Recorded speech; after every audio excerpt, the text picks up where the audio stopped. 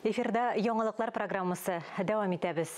Татмедиа бинасында урнашкан әдәби кафеда профессор, әдәбият галиме, Тукай премиясе лауреаты Тәлгат Галиуллинның «Ана корт» китабы укучыга тәкъдим ителде. Җыентыкка «Ана корт» повесте һәм «Түрәләр сые» хикәясе кергән. Әдәбият әһелләре җыелган чарадан Ләлә Зәйнуллина репортажы. 2 ел эчендә 23 китап чыкты.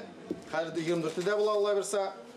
Бу инде кешегә укып бетерә алмаслык зур хәзинә. Әлеге басма Казан утлары журналы китапханәсе сериясендә чыккан 23-нче китап. Мишин көтелмәгән вакыйга булды. Үзенә күрә бер сюрприз. Минем әлбәттә китапларым бик күп чыкты. Хәзер 10 томлыгым чыгып ята. Ләкин шул вакытта менә бу китапчыкның кулгаттарга җайлы, китапның чыгуы бик күңелле. Бу китапта минем иҗатның ике ягы чагыла. Тәлгат Галиуллин киң кырлы шәхес. Иң әүвәл ул галим һәм остаз буларак хөрмәткә лаек. Тәлгат Нәбиевичнең теле һәр вакытта менә көндәлек тормышта Тәлгат Нәбиевич ничек шиметеп ала белә, шундай усал да түгел ул үзе. Ләкин менә шулай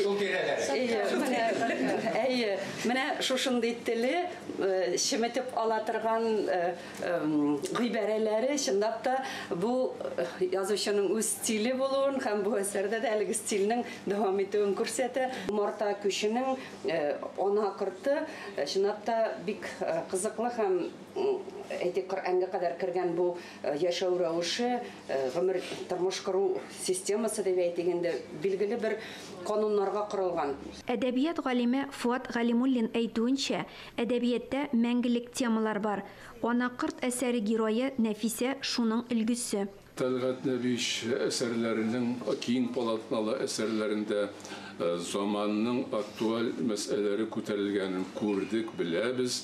Менә бу юлда ул ничектер җәмгыять һәм хатын-кыз мәсьәләсен шактый тар кысаларда алган һәм әйтергә кирәк, аны тирән итеп ача алган. Чарада Тәлгат Галиуллинның бергә эшләгән хезмәттәшләре, шәкертләре катнашты. Шу узын узак юл узып, фикерли белә, яза белә, каләме бар. Бу бик сирәк кешеләр. Әйне бер вакытта фәнне, тәнкыйтьне дә һәм әдәби иҗатны да бергә алып бару бик сирәк кешеләргә биле.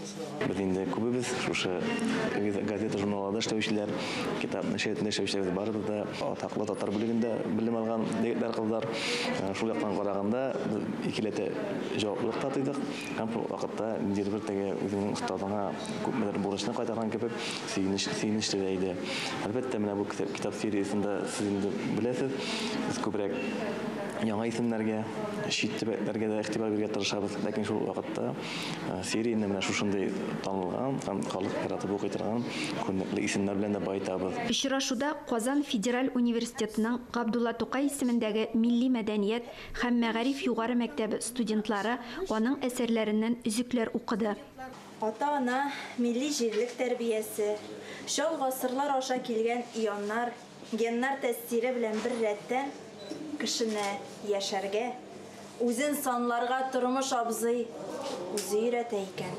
Күренекле язучы иҗаты яңа заманның әхлаки йөзе турында уйланырга, рухи кыйммәтләрне югалтмаска чакыра. Ләлә Зәйнуллина, Ирек Хәмидуллин, Татарстан яңалыклары.